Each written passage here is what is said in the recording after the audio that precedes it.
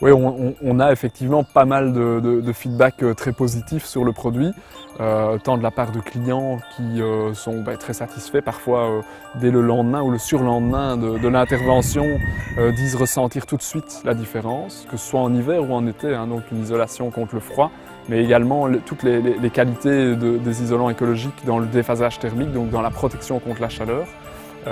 On a des retours très positifs rapides et on a également des retours positifs de la part d'autres corps de métier qui doivent intervenir ultérieurement dans des parois isolées par nos techniques, notamment des couvreurs qui doivent passer une cheminée et qui sont contents d'avoir à rouvrir un isolant qui ne comporte pas de poussière irritante pour les yeux ou pour la gorge, quoi.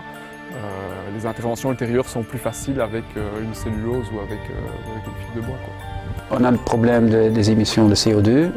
Avec toute la production des produits écologiques, c'est moins d'émissions de CO2.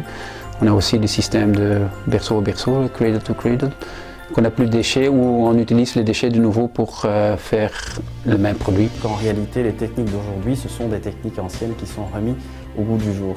Donc on n'a pas réellement inventé énormément de choses, on a simplement repris beaucoup de techniques anciennes qu'on remet au goût du jour. Donc, voilà. Et je crois que pour la plupart des gens, c'est encore mal connu.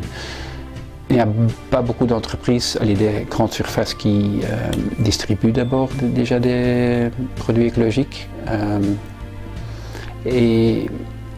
Par exemple, prenez le bricot ou les autres, ils ont presque rien.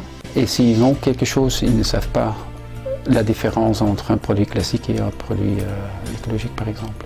Par ces vidéos, nous avons voulu être pratico-pratiques. Nous avons voulu vous montrer le témoignage de personnes qui utilisent les isolants naturels et d'autres qui ont fait appel à des entrepreneurs pour transformer leur maison, pour isoler leur maison au départ d'isolants naturels. Pour Nature et Progrès, l'isolant naturel est vraiment l'avenir.